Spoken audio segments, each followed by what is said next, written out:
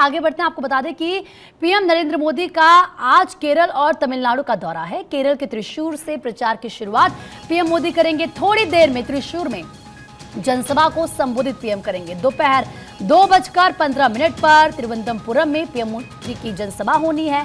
शाम 4:15 पर तिरुनेलवेली में भी पीएम मोदी की जनसभा होगी। तो प्रधानमंत्री नरेंद्र मोदी की आज जनसभा होनी है और देखिए कितना महत्वपूर्ण प्रधानमंत्री का दक्षिण दौरा और एक के बाद एक प्रचार प्रधानमंत्री करते हुए नजर आ रहे हैं तमाम उम्मीदवारों के लिए। तो आज फिर से केरल और तमिलनाडु में गरजेंगे पीएम मोदी। सरकार की उपलब्धियां गिनवाते हुए एक बार फिर से नजर आएंगे और दूसरी तरफ संकल्प पत्र में जिन बातों का जिक्र किया गया है और अगर किस तरीके से जो काम करना है सरकार बनते ही अगले जो 100 दिन होंगे उसका पूरा खाका तैयार कर लिया गया है। प्रधानमंत्री नरेंद्र मोदी को आपने जब भी सुना वो ये कहते हैं कि मैं शांत बैठने वाला नहीं हूं, मैंने अभी से सोच लिया है कि मुझे आगे क्या करना है। इससे पहले आपने सुना योगी आदित्यनाथ को कि जो प्रधानमंत्री नरेंद्र मोदी का विजन है वो हमारा मिशन है, यानी कि वो जो सोचते हैं जो उन्होंने सोच रखा है हमें उसे पूरा करके दिखाना है। और केरल और तमिलनाडु के दौरे पर प्रधानमंत्री रहेंगे। थोड़ी देर में त्रिशूर में जनसभा को संबोधित वो करेंगे।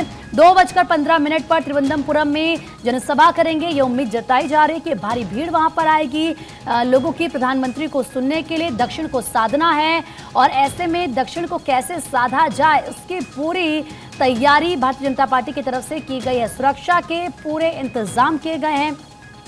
तो केरल में 2 जनसभाओं को प्रधानमंत्री नरेंद्र मोदी संबोधित करते हुए नजर आएंगे।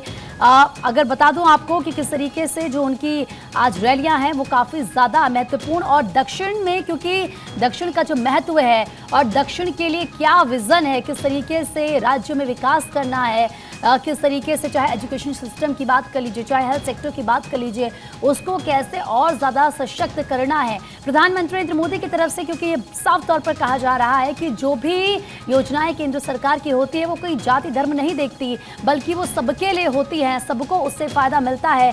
तो आज तमाम बातों का जिक्र एक बार फिर से प्रधानमंत्री नरेंद्र मोदी दक्षिण में करते हुए नजर आएंगे।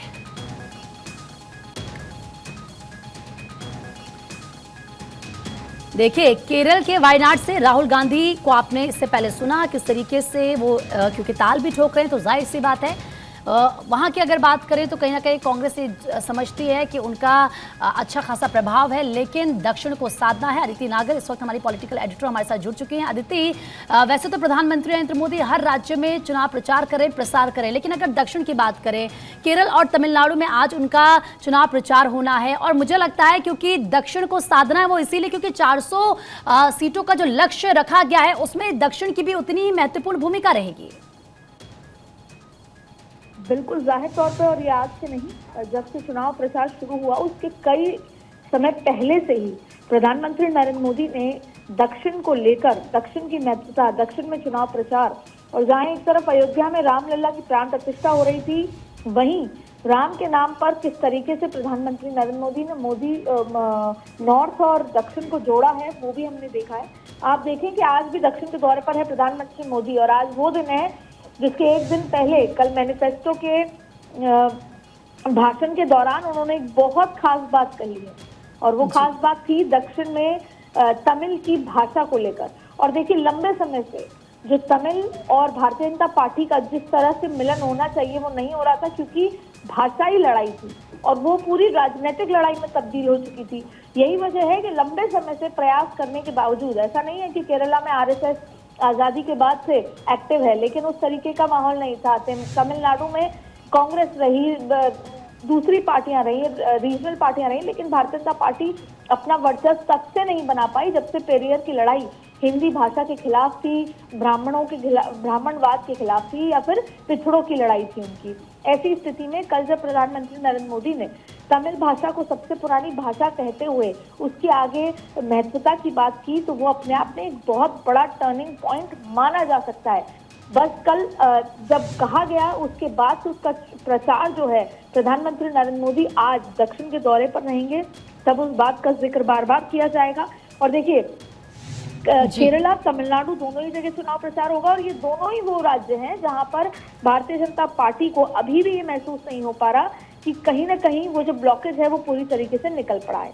आपको बता दें, लोकसभा चुनाव 2024 के चुनाव प्रचार में जुटे प्रधानमंत्री नरेंद्र मोदी लगातार रैलियां कर रहे हैं और उत्तर क्या दक्षिण क्या लगातार रैलियों का दौर है और जनता को संबोधित आज किया जाएगा। भारतीय जनता पार्टी के लिए वोट मांगा जाएगा, मैनिफेस्टो में जो बातें कही हैं उसको रखा जाएगा। प्रधानमंत्री मोदी आज इसी बीच केरल और तमिलनाडु के दौरे पर चुनावी प्रचार करने वाले हैं और ऐसी स्थिति में आज का दिन बेहद महत्वपूर्ण, क्योंकि आज उन तमाम बातों पर वो, और सबसे बड़ी बात है एनडीए कैंडिडेट्स के लिए भी चुनाव प्रचार करेंगे।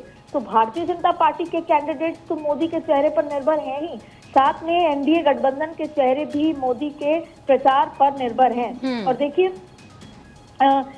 इसी तरीके से देखिए 5 दिन में दक्षिण भारत के 8 दौरे उन्होंने किए थे, जिस तरह की स्थिति भी यहाँ पर बनी। और आपको बता दें कि आज भी वो लगातार, और आपको कहाँ रैलियां करेंगे, देखिए आपको बता दें आज पूरे दिन क्या रहेगा। 2 राज्यों में दौरा करेंगे, पहले वो केरल में 2 रैलियां करेंगे, फिर तमिलनाडु में एक जनसभा को संबोधित करेंगे, फिर वे केरल के त्रिशूर में और अलुत्तूर में अलग अलग जगह उनकी रैलियां होने वाली हैं। और इसके अलावा एनडीए के कैंडिडेट टीएन सारसू और सुरेश गोपी के लिए भी वो चुनाव प्रचार करेंगे।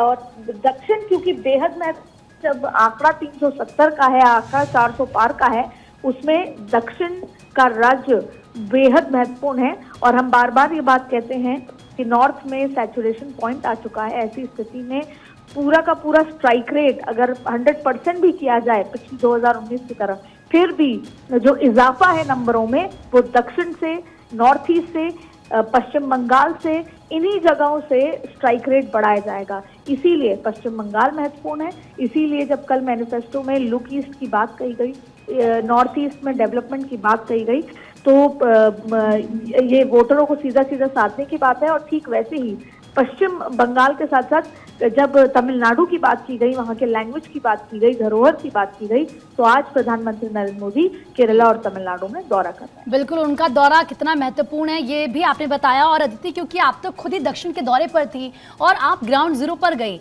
जनता से आपने बात की, मुलाकात की, तो वहाँ की जो हवा है, वहाँ की फिजा है, जनता का मूड जानने की जब आपने कोशिश की, तो क्या कहीं ना कहीं जैसे कि आपने कहा कि एक चैलेंज है भारतीय जनता पार्टी के लिए, शायद इसीलिए सुपर एक्टिव वहाँ पर खुद प्रधानमंत्री नरेंद्र मोदी नजर आ रहे हैं और ये समझते हैं कि वहाँ पर एक्स्ट्रा एफर्ट की जरूरत है?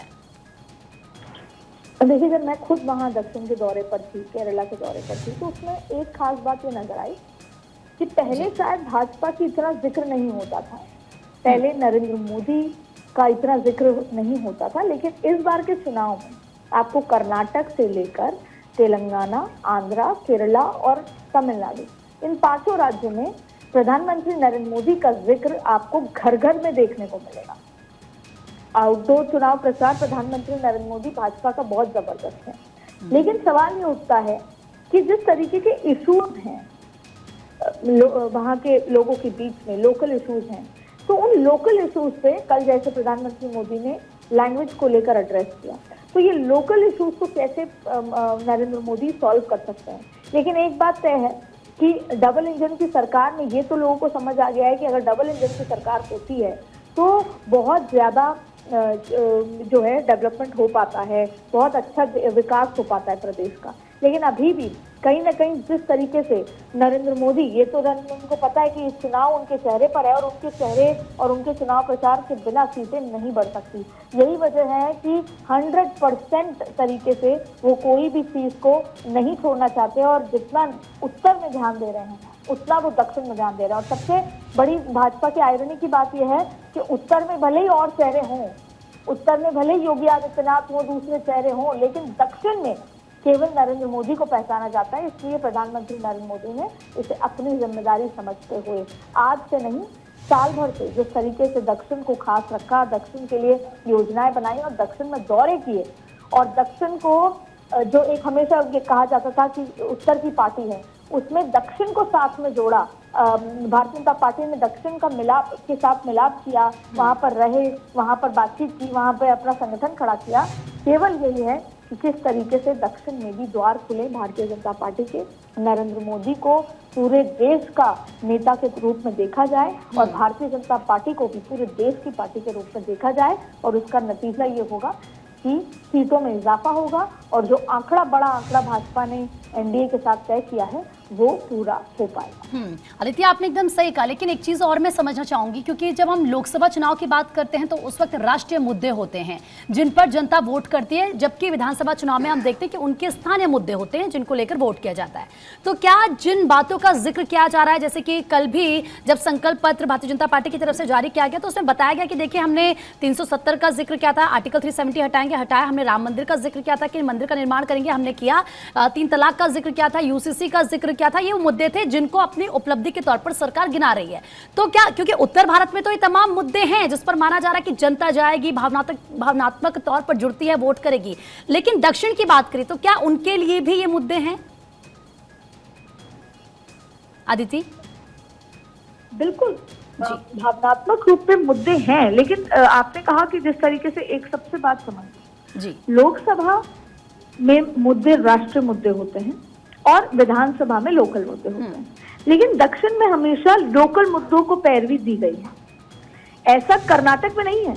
कर्नाटक में राष्ट्रवाद, कर्नाटक में देश हित के मुद्दे ज्यादा महत्वपूर्ण हैं, लेकिन अगर आप उससे थोड़ा थोड़ा आगे बढ़ेंगे तो तेलंगाना, आंध्रा, यहाँ पर लोकल इश्यूज थोड़े बड़े हो जाएंगे, और फिर अगर तमिलनाडु और केरला पाएंगे तो वहां पर लोकल इश्यूज बहुत ज्यादा हावी हैं।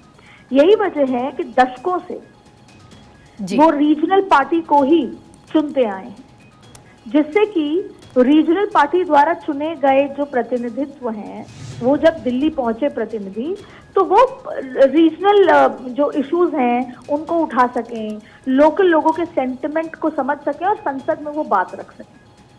क्यों? उसकी वजह क्या थी कि पिछले लंबे समय तक भारतीय जनता पार्टी की इमेज हिंदी पट्टी की ही रही, कि हिंदी पट्टी वाले ही पॉलिटिकल पार्टी है। और दक्षिण के लोगों को इस बात का भी जो हमेशा से रहा कि हमारी बात उठाने वाले लोग वही हैं जो हमारी भाषा समझते हैं, हमारी संस्कृति में जन्म लिया है। इसका क्या मतलब था? इसका ये मतलब था कि भारतीय जनता पार्टी को भी संगठन में वहीं के लोग खड़े करने हैं, जिससे लोगों की एक्सेप्टेंस बढ़े। तो अपनी उत्तर के इमेज वाली पार्टी से बाहर निकलने का प्रयास नरेंद्र मोदी ने लगातार किया, जिसमें उनके दौरे बहुत महत्वपूर्ण रहे, लेकिन वहां पर अभी भी लोकल इश्यूज, हालांकि कर्नाटक में जाएंगे आप तो कर्नाटक में आज नरेंद्र मोदी, क्योंकि मैं वहां गई हूँ इसलिए मैं बहुत जिम्मेदारी से कह सकती हूँ कि वहां के लोग ये कह रहे हैं कि हमें तो प्रधानमंत्री चुनना है, मुख्यमंत्री नहीं चुनना, इसलिए हमें देश हित की बात देखनी होगी, हमें राष्ट्रवाद की बात देखनी होगी, हमें किस तरीके से हमें विदेशों में देखा जाता है वो देखना होगा, बड़े इश्यूज। लेकिन फिर आप जब और थोड़ा आगे चलते जाएंगे दक्षिण की तरफ, तब आपको लोकल इश्यूज हावी पड़ेंगे, लोकल इशू हावी होते हुए नजर आते हैं, और इसीलिए कहीं ना कहीं ये दौरे किए जा रहे हैं कि जनता को ये बताया जा सके कि जो आपकी समस्या उसी का समाधान करने के लिए हम आ रहे हैं। बहुत बहुत शुक्रिया अदिति तमाम जानकारी देने के लिए।